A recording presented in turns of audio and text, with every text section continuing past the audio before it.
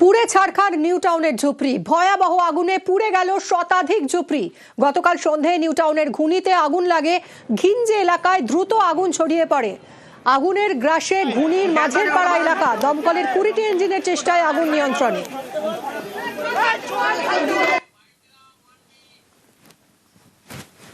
দাদা কখন লেগেছে আগুন? 6:30টার দিকে। হ্যাঁ, 6টার দিকে, 6:30টার দিকে, 6:30টার দিকে। কিভাবে লাগলো কিছু বলতে ওটা বলতে পারছি না কিভাবে, আমরা ছিলাম না। পরিস্থিতি তো খুব ভয়াবহ, খুবই খারাপ পরিস্থিতি, খুবই খারাপ। এখানে যা ফায়ার ব্রিগেডে 1 ঘন্টা দেরি করে এসছে। ফায়ার ব্রিগেড 1 ঘন্টা দেরি করে এসছে। 1 ঘন্টা দেরি করে? হ্যাঁ, বলে আগুন নিভে যেত। কেউ কি আহত হয়েছে? না, আহত হয়নি, সবার ডকুমেন্টস গুলো পুড়ে গেছে। এখনো খবর আসেনি আহত হয়েছে কিনা, সেটা আমরা পাকা বাড়ি ছিল। পাকা বাড়ি ছিল। কি পরিস্থিতি এখন জানবো, সরাসরি প্রীতি রয়েছে আমার সঙ্গে। প্রীতি, এত ভয়াবহ অগ্নিকাণ্ড, শতাধিক ঝুপড়ি পুড়ে ছাই, কিভাবে আগুন লাগলো কিছু জানা যাচ্ছে এখনই, বা কি সিচুয়েশন? দেখো মিমি, আমি যেখানে দাঁড়িয়ে রয়েছি নিউ টাউনের ঝুপড়িতে, মূলত গতকাল এখানে পর্যন্ত, এই সময় পর্যন্ত কিন্তু শতাধিক ঝুপড়ি ছিল, কিন্তু এখন কার্যত ধ্বংসলীলায় পরিণত হয়েছে। চারিদিকে পুড়ে ছারকার হয়ে গেছে। নিত্যদিনে যে সমস্ত জিনিস ছিল তা পুড়ে ছাই হয়ে গেছে। এখানে এসে সাধারণ মানুষের সঙ্গে, বাসিন্দাদের সঙ্গে যখন আমরা কথা বলি, তারা কিন্তু, তাদের মধ্যে একজন বলেন যে একটি বাড়িতে, মূলত একটি ঝুপড়ির সামনে তার জ্বালানো হচ্ছে, অ্যালুমিনিয়ামের তার, এবং সেই তার থেকেই তার বাড়িতে মূলত আগুন লাগে। তারপরে সেই আগুন চারিদিকের বাড়িতে ছড়িয়ে পড়ে। স্বাভাবিকভাবেই গ্যাস সিলিন্ডার থেকে শুরু করে বিভিন্ন দাহ্য পদার্থ ভিতরে উপস্থিত থাকার জন্য কিন্তু এই আগুন খুব তাড়াতাড়ি স্প্রেড আউট হয়ে যায়। ঠিক 6:30 নাগাদ আগুন লাগে নিউ টাউনের এই ঝুপড়ি এলাকায়, এবং 7টা থেকে 7:10-15 নাগাদ দমকলের যে ইঞ্জিন, সেই ইঞ্জিন আসা শুরু করে। প্রাথমিকভাবে 10টি ইঞ্জিন আসে ঘটনাস্থলে। তবে এত ভয়াবহ আগুন যে 10টি ইঞ্জিনের মারফতে এই আগুন নেবানো সম্ভব হচ্ছিল না। পরবর্তীতে আরও 10টি ইঞ্জিন আসা হয়, এবং 20টি ইঞ্জিনের মাধ্যমে আমার ভিডিও জার্নালিস্টকে বলবো এখন ছবিটা দেখানোর জন্য। কার্যত এই যে এলাকা তুমি বুঝতে পারছো, গতকাল পর্যন্ত এই জায়গায় শতাধিক বাড়ি ছিল, শতাধিক ঝুপড়ি ছিল, এবং সাধারণ মানুষ যারা এখানে বসবাস করতেন তারা কিন্তু বলছেন কার্যত আতঙ্কিত। এবং তোমাকে দেখাচ্ছি এখনো যে পকেট ফায়ার, সেই পকেট ফায়ার রয়েছে। দমকলের যে 6টি ইঞ্জিন এখনো কাজ করছে, তারা কুলিং যে প্রসেস, সেই প্রসেস শুরু করেছে। তারপরেও এই যে পুরো এলাকা জুড়ে আগুন লাগার ঘটনা, সেই আগুন কিন্তু এখনো নিয়ন্ত্রণে আনা সম্ভব হয়নি। এখনো পর্যন্ত যে পকেট ফায়ার, সেই পকেট ফায়ার জ্বলছে, তা অ্যারেস্ট করার চেষ্টা চলছে। অন্যদিকে সাধারণ মানুষ যারা এখানে বসবাস করছিলেন, তাদেরকে স্থানীয় এক প্রাথমিক বিদ্যালয়ে নিয়ে যাওয়া হয়েছে। গতকাল রাত থেকে তারা সেখানেই রয়েছেন। তবে শীতের রাতে কার্যত বাড়ি ছাড়া, ঘর ছাড়া, ভিটেমাটি হারিয়েছেন অনেকেই। কার্যত শোকের ছায়া নেমে এসেছে এই গোটা এলাকা জুড়ে। মিমি, একদমই ভয়াবহ অগ্নিকাণ্ড, এবং শতাধিক ঝুপড়ি একেবারে পুড়ে ছাই আপনারা দেখতে পাচ্ছেন। শীতের রাতে একেবারে সহায় সম্বলহীন হয়ে পড়েছেন বহু মানুষ। অ্যালুমিনিয়াম তার চালাতে গিয়ে ওটা থেকে আগুন লেগে গেছিল। ওটা কি বাড়ির ভিতরে জ্বালাচ্ছে? না, ওই সামনে ওদের তো এরকম ফাঁকা ফাঁকা জায়গা থাকে, ওখানে পোড়াচ্ছিল। পোড়াতে গিয়ে আগুন এমনই ছিটকেছে, সে দাও দাও করে ধরা প্লাস্টিক থাকে, ধরে গেছিল। এবং উনি আর সামলাতে পারেন, উনি কাউকে ডাকিও নি, উনি ভয়ে পালিয়ে এসেছে, আর ওই থেকে আগুনটা ছড়িয়ে। কতগুলো বাড়ি এরকম আগুন ধরেছে ভিতরে? আপনারা তো কিছু না হলেও মানে 150টা বাড়ি আছে।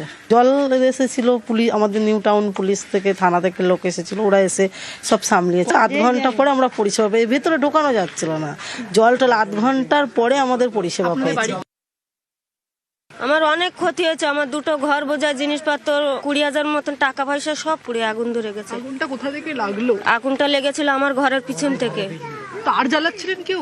না, কেউ তার জ্বালাচ্ছিল না, আমরা সব ঘরে ঘুমোচ্ছিলাম। সেই সময় আগুনটা লেগেছে আমার ঘরের পিছন সাইডটা থেকে, লেগে সব পুড়ে গিয়েছে। আমরা আগুন লিভার চেষ্টা করছিলাম, আমাদের কল ছিল, কলের থেকে জল নিয়ে বালতিতে করে নিয়ে দিচ্ছে, কোনো কাজ হচ্ছে না। কতটা অসহায় এখন বহু অসহায়। যা পড়া আছে এই, তাছাড়া আমাদের কিচ্ছু নেই, আমাদের টাকা পয়সা জিনিসপত্র কিচ্ছুই নেই।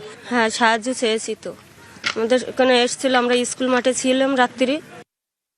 আগুন পুরোপুরি নিয়ন্ত্রণে আছে, কিছু পকেট ফায়ার আছে, এমনি স্প্রেড হওয়ার কোনো জায়গা নেই। আগুন নিয়ন্ত্রণে, পুরোপুরি নিয়ন্ত্রণে, 100% নিয়ন্ত্রণেই বলা চলে।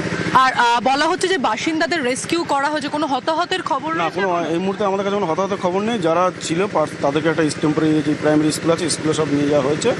হতাহত কতগুলো ইঞ্জিন আনা হয়েছিল? শেষ টোটাল 20টা ইঞ্জিন আনা হয়েছে।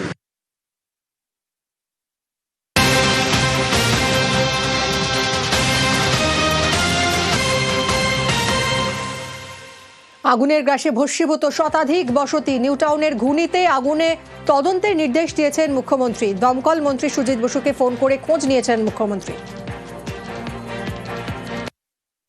আগুন লাগার কারণ এখনো জানা যায়নি, আর কালকে ফরেন্সিক হবে, এনকোয়ারি হবে, তারপরে আমরা বুঝতে পারবো কিভাবে আগুন হয়েছে, কি থেকে আগুন হয়েছে। সেটার জন্য আমরা কালকে আমাদের মাননীয় মুখ্যমন্ত্রী তিনিও আমাকে ফোনে যোগাযোগ করেছিলেন দুবার। তিনি টাইম টু টাইম খবরও নিয়েছেন সব। তিনিও বলেছেন যে ভালো করে কালকে যাতে এটা এনকোয়ারি হয় এবং ফরেন্সিক যা যা করবার সব কিছু পুলিশ এবং আমাদের ডিপার্টমেন্ট যৌথভাবে যা যা করবার রিপোর্ট তৈরি করবে। ফরেন্সিক পুলিশের পক্ষ থেকে কাল সকালে করানো হবে। এখন আগুন মোটামুটি কন্ট্রোল হয়ে গেছে, কিছুটা জায়গা এখনও, এটা তো ক্যারেক্টার হচ্ছে এটা দপদপ করে কিছুটা জ্বলবে, কেননা পুরোটাই দাহ্য পদার্থ। আর কিছু সময় লাগবে, তারপরে আমরা এটাকে কন্ট্রোল দেওয়ার ব্যবস্থা করব। আমি মুখ্যমন্ত্রীর নির্দেশ যেটা বলেছেন সবাইকে বলে দিয়েছি। 20টা ইঞ্জিন আমাদের কাজ করেছে। নিউটাউনের পর কাঁকুরগাছিতেও বিধ্বংসী আগুন। একই দিনে শহরের 2 জায়গায় আগুন। কাঁকুরগাছিতে আগুনের গ্রাসে 4টি গোডাউন। অক্সিজেন সিলিন্ডারের গোডাউনে আগুন লাগে, পর অক্সিজেন সিলিন্ডার বিস্ফোরণ হয়, আগুন ছড়িয়ে পড়ে গেঞ্জি প্লাস্টিকের গোডাউনে। সরু গলি হওয়ায় দমকল ঢুকতে হিমশিম খায়। 15টি ইঞ্জিনের চেষ্টায় আগুন নিয়ন্ত্রণে আসে। প্রায় 3 ঘন্টার চেষ্টায় আগুন নিয়ন্ত্রণে আনা যায়। ঘটনায় হতাহতের কোনো খবর নেই। এখানেই সিলিন্ডার ফেটেছে, তারপর আওয়াজ হচ্ছে, কেউ বুঝতে পারছে না, ভাবছে বোম পড়ছে, কেউ বোঝা যাচ্ছে না। তারপর দেখি আগুন ছেটকাচ্ছে, বোম ফাটছে তো ফাটছে, ফেটেই যাচ্ছে। ছুটকে পরে পাশে গোডাউন বিল্ডিং চলে গেছে। আশেপাশে বাড়িতে পড়েছে, গোডাউনে গেঞ্জি কারখানায় সুতোগুলো ছিল, সেগুলো গিয়ে লেগে গেছে। গোডাউনে কেউ ছিল না, কেউ আহত হয়েছে আগুনে, কেউ আহত হয়নি, পুরো ফাঁকাই ছিল, ওটা গোডাউন বন্ধই ছিল। अचानक में ऐसा आवाज आया जैसे लगता है कोई मिसाइल गिर रहा हो। पहले सोचा बम फट रहा होगा कोई, इतना जोर आवाज कि बिल्डिंग हिल गया। हमारा लगा कि पीछे इलेक्ट्रिक पोस्ट है वो ब्लास्ट हुआ। ऊपर छत्ता पे जाकर देखा नहीं, वो तो नहीं है, दूसरा कोई ऑक्सीजन सिलेंडर का ऑफिस फैक्ट्री है, उस वहां से ब्लास्ट हो रहा है। और एक ऑक्सीजन सिलेंडर तो हमारे बिल्डिंग में आके गिरा है। बच्चे लोग डर गए, कांपने लगे बच्चे लोग। इतना जोर ब्लास्ट, इतना जोर ब्लास्ट। क्या नहीं है, लाइट नहीं है, बच्चे, पानी का टंकी फट गया हमारा। তো যখন বাস্ট হয় ফার্স্ট সিলিন্ডার, তারপর আমরা ছাদে উঠে দেখি আগুনটা ধরেছে। তারপর পরপর সিলিন্ডার বাস্ট হতেই থাকে। না, ফায়ার ব্রিগেডটা সঙ্গে সঙ্গে আসেনি, ফায়ার ব্রিগেডটা একটু আসতে টাইম লেগেছে। এগুলো সব লোয়ালক করেই গোডাউন আছে। এটা একটা গ্যাসের গোডাউন ছিল। 2:30-3টের সময় একটা খুব জোর করে আওয়াজ হয়েছে। আমার বাড়িতে পুরো ভাইব্রেশন হয়েছে, কিন্তু দেখছি লোক ভাগছে, সব এখান দিয়ে ওদিকে যাচ্ছে। আর তারপরে একটা একটা করে এই যা অক্সিজেন সিলিন্ডার দেখা যাচ্ছে, সে ব্লাস্ট হচ্ছে। আমাদের বিল্ডিংয়ে যা পাইপ লাইন আছে, ওয়াটার পাইপ, সেটা ভেঙে গেছে। বিল্ডিংয়ে যা সিকিউরিটি গার্ড আছে ওর সঙ্গে কথা করেছি, ও বলছে 12:30 একটা সময়ও হয়েছে, কিন্তু খুব একটু কম আওয়াজ হয়েছে, ও বুঝতে পারেনি। তখন তো আগ কিছু ছিল না, আর এ তো গলি ভিতরে আছে, আমার ওখান দিয়ে দেখা যায় না। আমাদের তো পুরো সব বিল্ডিং দিয়ে সব ভেকেন্ট করে দিয়েছে, সব লোক বেরিয়ে গেছে। ফায়ার আন্ডার কন্ট্রোল আমরা দিয়ে দিয়েছি। 15টা ইঞ্জিন কাজ করেছে। গোডাউন রয়েছে কতগুলো স্ক্র্যাপ মেটেরিয়াল গোডাউন, তার মধ্যে আগুন হয়েছে। ক্যাজুয়ালিটির খবর পাইনি। লেগেছে আপনার দুটো খানিকক্ষণ বাদেই, এখান থেকে 1.5 কিলোমিটার দূরে আমার রেসিডেন্স। সেখানে জানলা দরজা এমন ভাবে কাঁপতে আরম্ভ করে, দেখছি যে সে আওয়াজ ক্রমশ বাড়ছে এবং কাঁচের দরজা ক্রমশ কাঁপছে। এখান থেকে 1.5 কিলোমিটার ইএসআই হসপিটাল যেখানে, এখানে অক্সিজেন, আমাদের গোডাউন ছিল অক্সিজেন সিলিন্ডারের। যখন বাস করতে থাকে তখন বিভিন্ন বাড়িতে সেই সিলিন্ডারগুলো উড়ে গিয়ে পড়তে থাকে। আশপাশে কোনো জানলায় কাঁচ নেই, সব ভেঙে গেছে। তাদের বাড়িতেই বড় বড় সিলিন্ডার পড়ে আছে। সব তদন্ত হবে, এবার দেখা যাবে সবকিছু।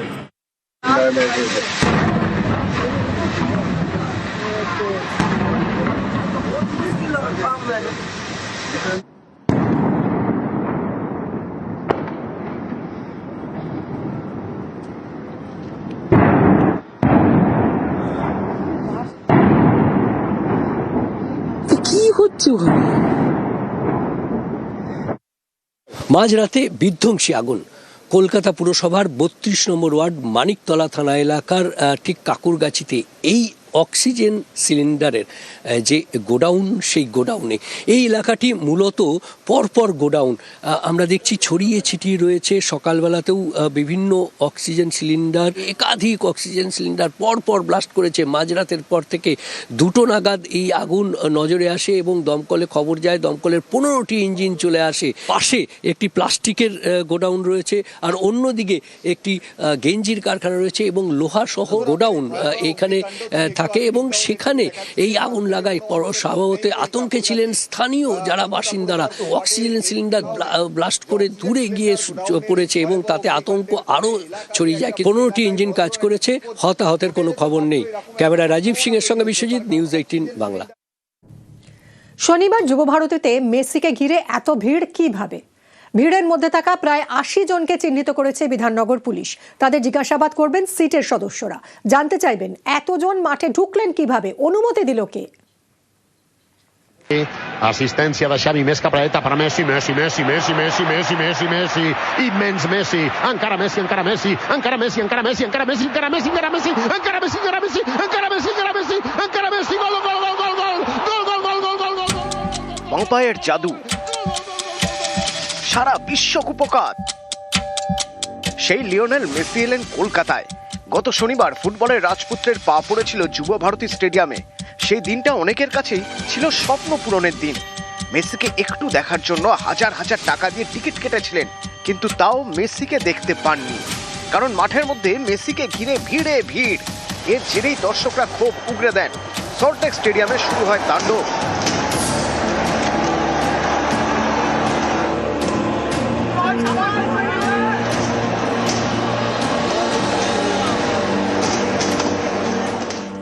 এই তাণ্ডবের কারণ ভিড়, যার জেরে মেসিকে স্টেডিয়াম থেকে দেখতেই পাওয়া যায়নি। এখানেই প্রশ্ন, মাঠের মধ্যে মেসিকে ঘিরে এত ভিড় হলো কিভাবে?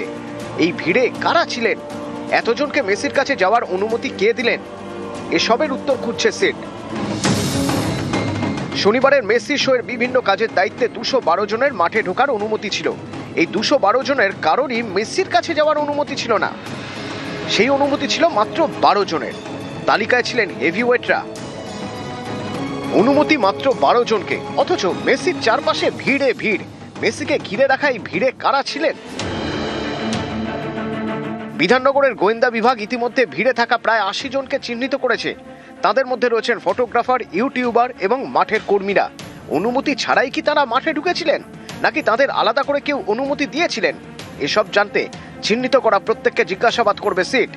তদন্ত প্রক্রিয়ায় গতি বাড়াতে সিটের 4 সদস্যের নেতৃত্বে কাজ করবেন 25 জন, যাদের মধ্যে রয়েছেন ডিএসপি, ইন্সপেক্টর এবং সাব ইন্সপেক্টররা। বুধবার যুব ভারতী স্টেডিয়ামে যান সিটের 4 সদস্য।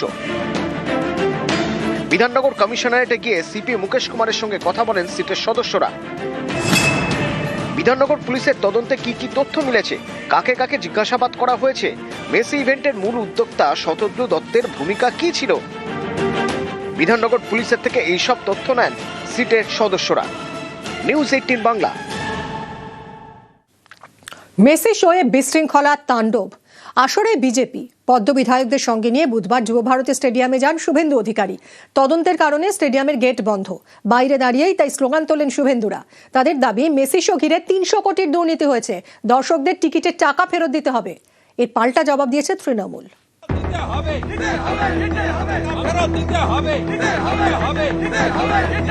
আরে ওনার যদি প্রতিবাদ জানানো হচ্ছে, কোনো তো বিধানসভা আছে, এটা তো আলিপুর চিড়িয়াখানা নয়।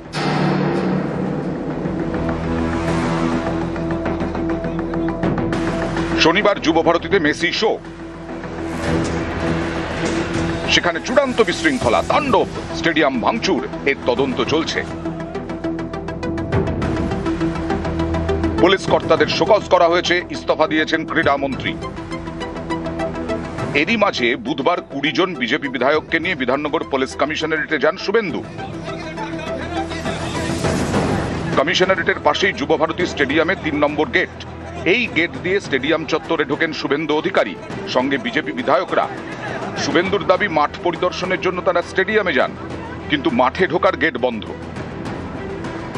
আমরা তো ওয়েট করেছিলাম মুখ্যমন্ত্রী 3 দিনের মধ্যে পরিদর্শন করবে, করেননি। রাজ্যপাল মহোদয়কে আটকেছেন, আজকে আমাদের আটকালেন।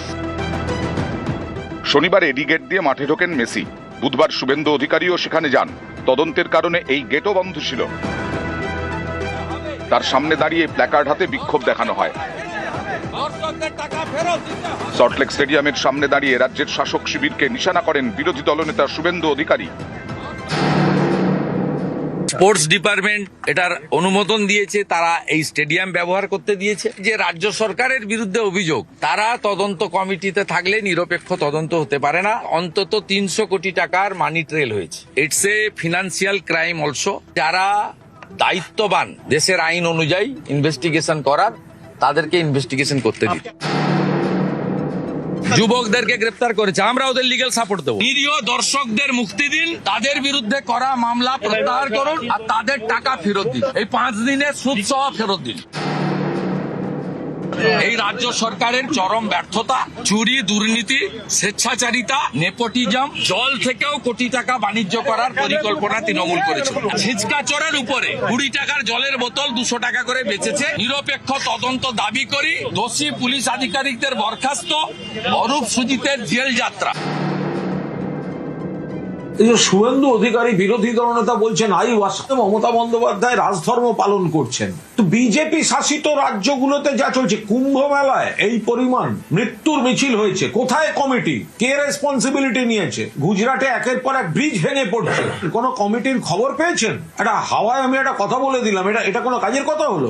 কারুর কোনো অভিযোগ করার থাকলে তথ্য প্রমাণ সহ অবসরপ্রাপ্ত বিচারপতি কমিটির প্রধান অসীম রায়, তো তাকে দিন। আরে ওনার যদি প্রতিবাদ জানানোর থাকে, ওনার তো বিধানসভা আছে, এটা তো আলিপুর চিড়িয়াখানা নয়। এই ঘটনায় যখন রাজ্য সরকার প্রম্পট অ্যাকশন নিয়েছে, শুভেন্দু অধিকারী বলতে পেরেছেন যখন মহাকুম্ভে 82 জন মানুষের মৃত্যু হয়েছিল, একজন নেতা মন্ত্রী পদত্যাগ তো দূরের কথা, নৈতিক দায়িত্ব নিয়েছিলেন। গুজরাট গণহত্যার পরে নরেন্দ্র মোদীকে রাজধর্ম পালন করতে বলেছিলেন দেশের প্রধানমন্ত্রী, তখন অটল বিহারী বাজপেয়ী হিম্মত হয়েছিল রাজধর্ম পালন করার? দিল্লি স্টেশনে পদপিষ্ট হয়ে 17 জন মানুষের মৃত্যু হলো, হিম্মত হয়েছিল একজনের রেলমন্ত্রীর নৈতিক দায় নেওয়ার? ইস্তফা তো দূরের কথা। মমতা ব্যানার্জির সরকার এই জন্যই বাকিদের থেকে 1000 কদম এগিয়ে। নিউজ 18 বাংলা। কয়েকজনের আচরণে বাংলার মাথা হেঁট, সঙ্গে সঙ্গে দৃষ্টান্তমূলক পদক্ষেপ নিয়েছেন মুখ্যমন্ত্রী। দেশে যার নজির নেই। যুব ভারতের ঘটনা প্রসঙ্গে মন্তব্য অভিষেক বন্দ্যোপাধ্যায়ের। যুব ভারতের যে ঘটনাটা দুদিন আগে ঘটেছে, আমরা সবাই দেখেছি, এটা আমরা কেউ এক্সপেক্ট করিনি। ইতিমধ্যেই তদন্ত কমিশন বসিয়ে ইনকোয়ারি শুরু হয়েছে। ঘটনাটা ঘটার 1 ঘন্টার মধ্যে রাজ্যের মাননীয় মুখ্যমন্ত্রী তিনি প্রকাশ্যে তার সোশ্যাল মিডিয়া হ্যান্ডেল থেকে পোস্ট করে পুরো ঘটনাটার জন্য ক্ষমা চেয়েছেন। এই দৃষ্টান্ত হয়তো বা এই নতজানু হিসেবে মানুষের কাছে ক্ষমা প্রার্থনা করা, এটা ভারতবর্ষে অন্য কোথাও কোনো মুখ্যমন্ত্রী এই সৌজন্যতাটা পর্যন্ত দেখায়নি। কয়েকজনের আচার আচরণের কারণে বাংলার মাথা হেঁট হয়েছে, এটা আমাদের কারোর কাছেই কাম্য নয় বা এটা কখনোই কাঙ্ক্ষিত ছিল না। কিন্তু একটা ঘটনা ঘটে যাওয়ার পর সে রাজ্য সরকার কি করছে বা প্রশাসন কি করছে, সেটাও আমাদের সকলের নজর রাখা উচিত। আমাদের এই ঘটনা থেকে শিক্ষা নিয়ে যাতে ভবিষ্যতে এই ঘটনার কোনো পুনরাবৃত্তি না হয়, এটা সকলকে সুনিশ্চিত করতে হবে। এই নিয়ে রাজনীতি যারা করছে তারা বাংলাকে আরও ছোট করছে।